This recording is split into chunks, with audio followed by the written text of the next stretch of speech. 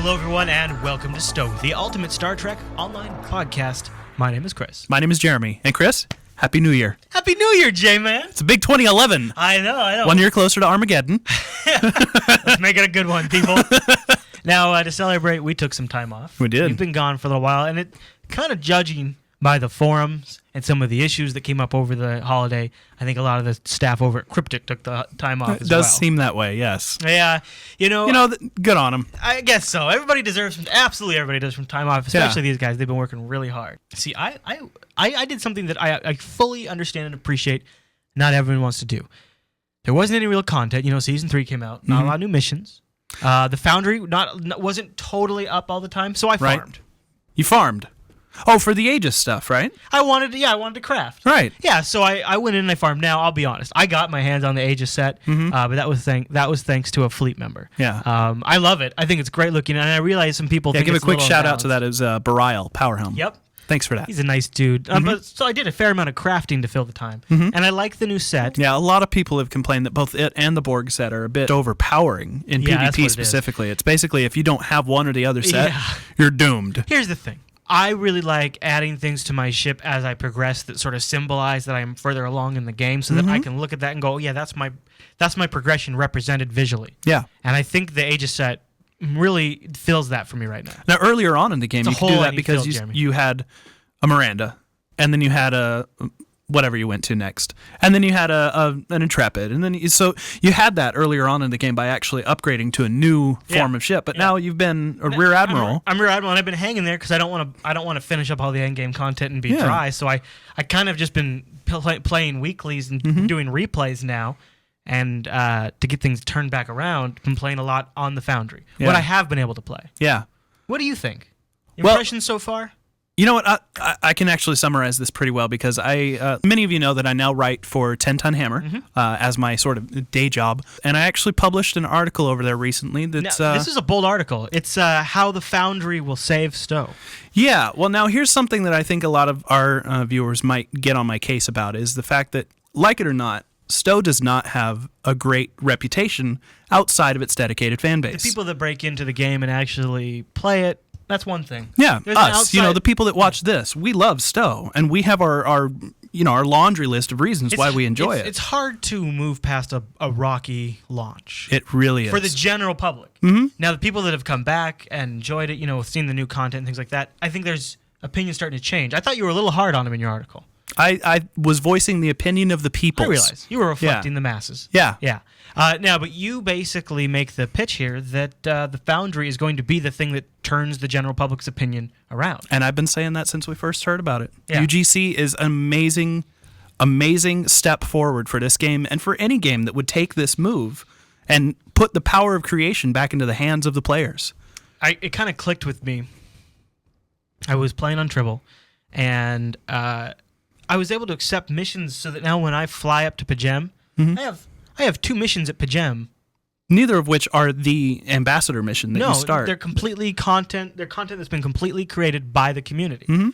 And it's awesome now to have these places in the STO universe just come to life with whole new things to do. You mentioned last night in chat that you had one for Risa, too. I do. Otherwise, there's no reason to go there. Exactly. You know what? We'll save some more Foundry stuff because in our community feedback segment coming up later in the show, last episode we asked you guys to vote on your favorite Foundry mission, and we've got a winner. By a landslide. Yeah. So we're going to cover that later in the show. But the J-Man's article, because I think he makes a good point of why the Foundry is important. And like I said, it's basically the same thing I've been saying from the beginning, is it's a game changer in a very fundamental series of ways. Now, I want to talk about a little of the hoopla around this new item in the C-Store. The Garumba Siege Destroyer. This is the new Nausicaan ship. Yep. The big evil-looking star thing. It's like the Klingons' equivalent to the Galaxy X that was... It is. It even has like a very similar power to the Phaser Lance. Oh, really? Yeah. Only it puts it into siege mode, and then I forget the name of it, but it basically all the arms of it light up, and it does a Death Star strike. Cool. Yeah. I have not seen that. I've got a video of it. I'll be putting it into this. Oh, okay, good. I can't wait to see that. So, all right, now that sounds cool. Where's the controversy? It only is obtainable via the C-Store. Exclusively via the C-Store. It's like $25. $25. Now, that's the same price as the Galaxy X, but the slight difference here is that you can obtain the Galaxy X via the refer a friend thing. Yeah, now is that still available? The refer a friend? Yeah. Yeah. It was refer 5 friends, and you unlock the Galaxy X. And they don't have so the only way to get this new Klingon chip is via the C-Store. Exclusively. At $25. Yep. Okay. Now, but that's going to happen a lot. I mean, this is just the first of many things. Sadly, it has continued to happen on a repetitive basis. I mean, we've heard a lot of promises that hopefully a lot of the high-end items that you can buy in the C-Store, there will be a way to acquire that same item through the game. But honestly, we're not seeing that. No. There have been almost none, other than the series of new ships that came out, the VA ships, the Defiant retrofit, the Intrepid retrofit. Those ones were obtainable in-game. When you got VA, you got a token, and you can buy another token through massive amounts of daily grinding. You can get the Galaxy X through the Refer a Friend system. But you cannot get the Garumba through either of those systems. You can't do a whole crap load of farming for it, and you can't refer friends for it. The only way to get it is to shell out $25.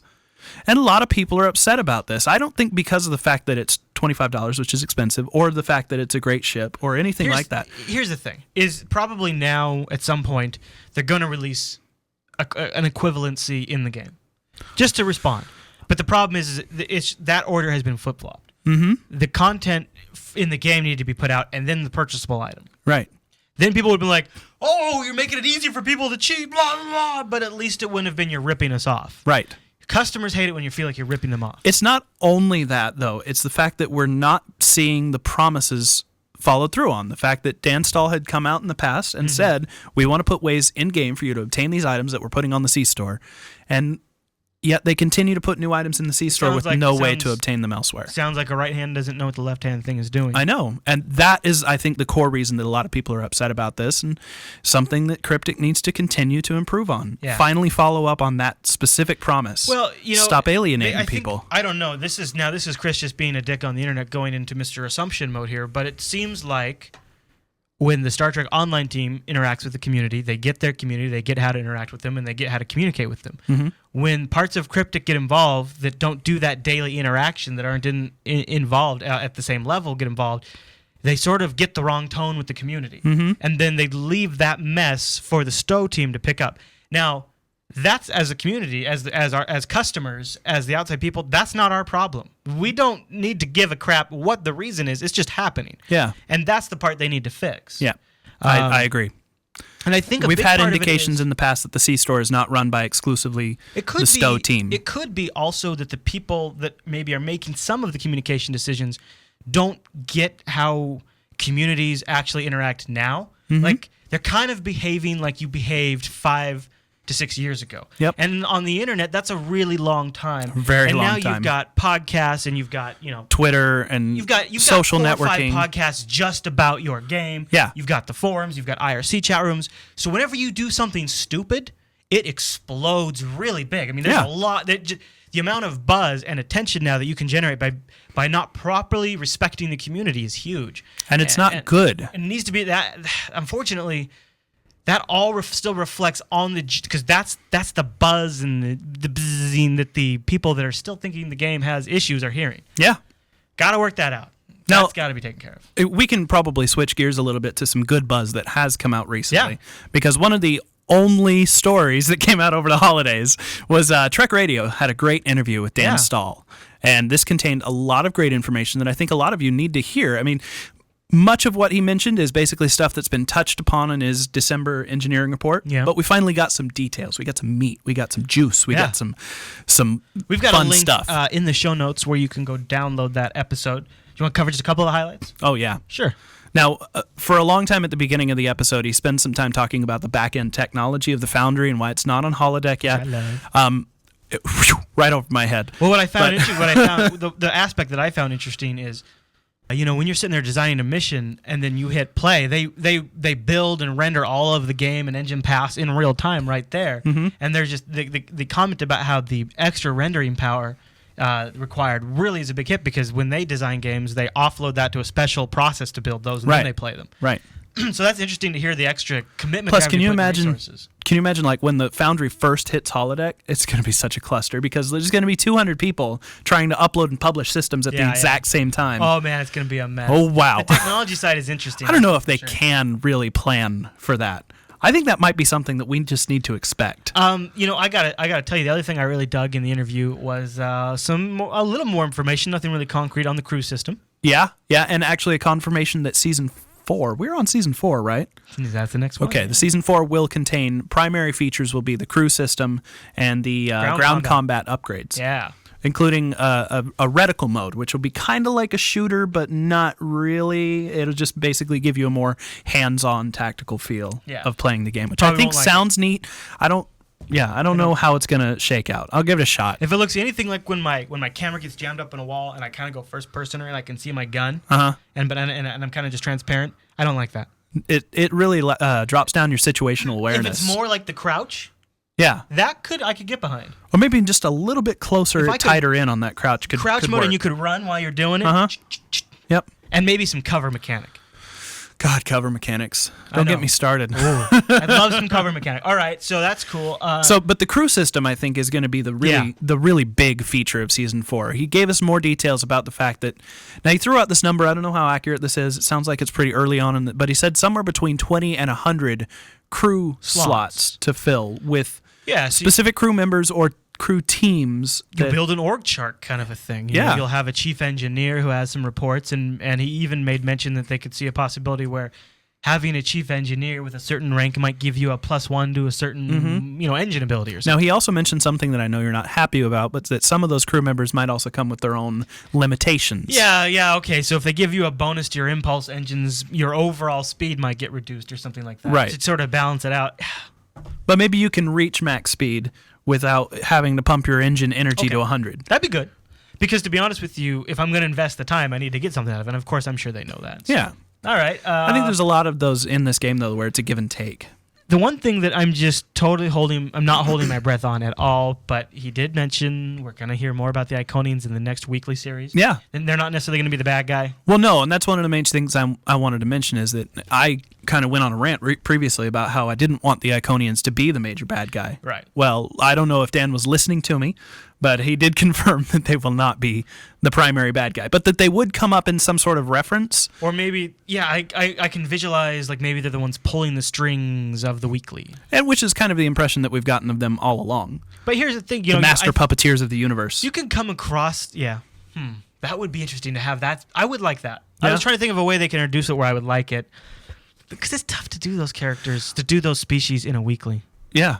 Well, and you've mentioned before that you don't want to see it just as a quick dialogue throwaway, like, oh, the Iconians did this, but it has no impact on the gameplay or story. And I'm trying to think, how do you hint the Iconians are behind it without it just being some obscure piece of text you have to read in that little box? Mm-hmm. Well, there was that one Romulan mission where an Iconian ship beams in at the end of it and kind of makes an appearance. And like I said, the cool trick they did with the we're referring to we had a pretty lengthy discussion on the live stream before the show. We do this show live every Saturday at 11 a.m. over at jupiterbroadcasting.com/live, and we were fleshing this conversation out. Mm-hmm. And what I said, what really got my mind going when we were playing the series before the Davidians, before you really fought the Davidians, when they did a light flashing to blue. Mm-hmm. Like, oh, did you see that? In fact, you're like, did you see that? I was like, whoa, yeah, I saw that. And then my bridge officer popped up and said, did you see that? And so that's a fun way to do the Iconians. If you can... Yeah, some sort of cue, either a visual or audio cue, something that kind of fills in the gaps. Or like maybe the bad guys that you're there fighting are using Iconian technology, or who knows,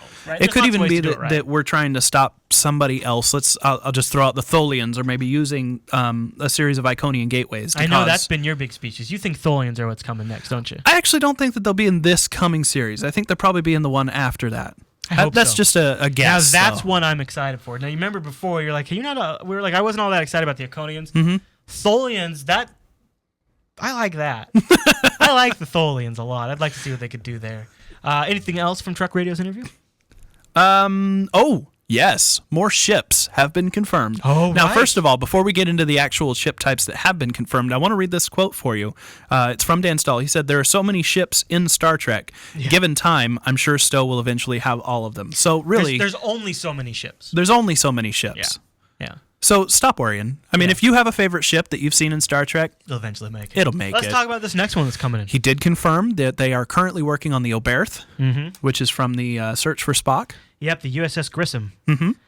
And they're also working on the Vesta. Yeah, no, the Vesta I don't think is actually one we've ever seen in any production of Star Trek. No, the chat room filled me in earlier. It was Captain Ezri Dax actually flew this in a series of books, the Aventine, USS Aventine.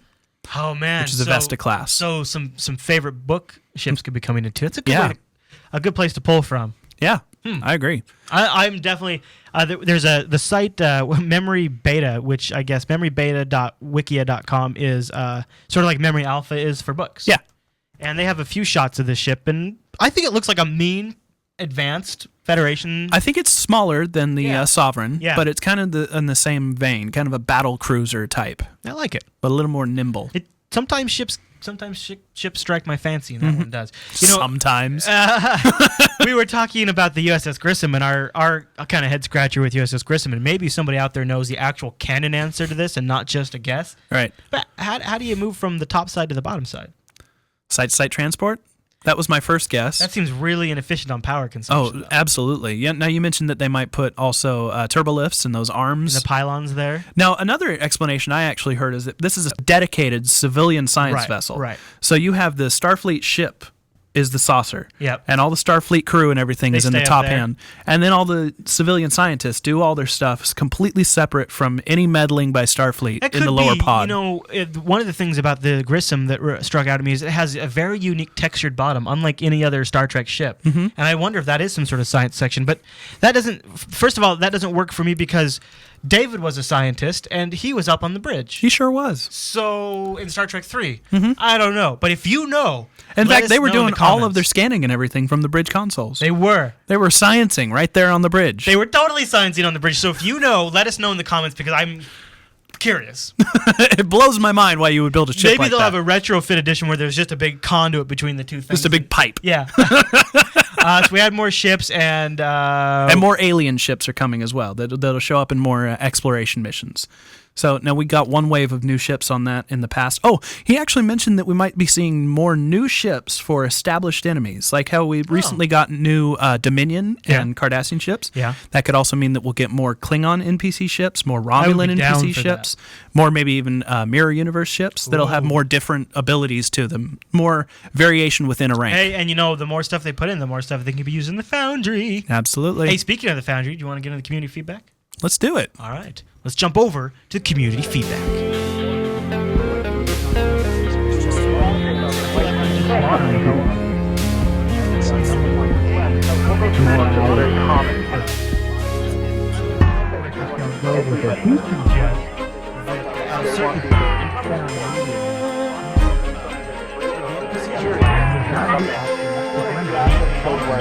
Right. Yeah, I think that's important.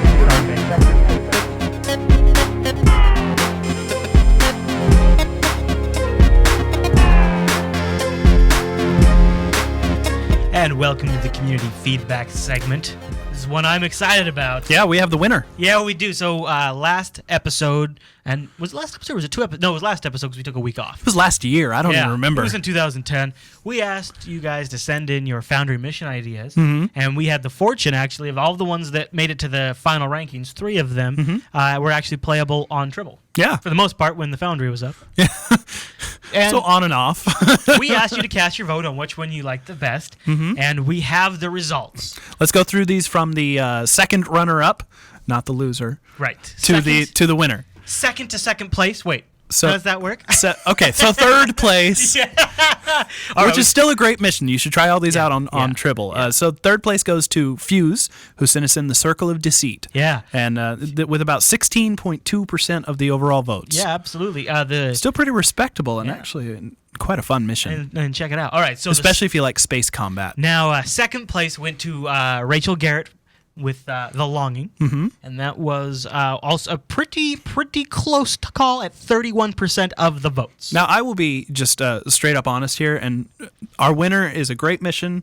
I voted for The Longing. I wanted to see this one win. Oh, well. Really? Yeah. Well, okay, so the only one I got a chance to play because of some of the Foundry issues was our winner, and that is Deep Space 11 by Admiral Murphy with 52.7% More than half of you voted for this mission. That is Deep Space 11. Usually we have a pretty close call in these things. Yeah. But no, this is overwhelming. Now, earlier in the week, it was pretty obvious based on the numbers that this one was trending to win. Yes. And we had offered in the last episode that whichever one wins, we would extend the resources of the fleet behind the show, Jupiter Force. Mm-hmm. And so because it was already trending that way, we've already done so. Mm-hmm. You connected with Murphy, who's in the chat room right now, Yep. too. I offered him my writing prowess. Yeah. It was nice of you. So he sent me a text version of his script over to Jeremy at JupiterBroadcasting.com. I edited it up, made it all purdy and more scriptural.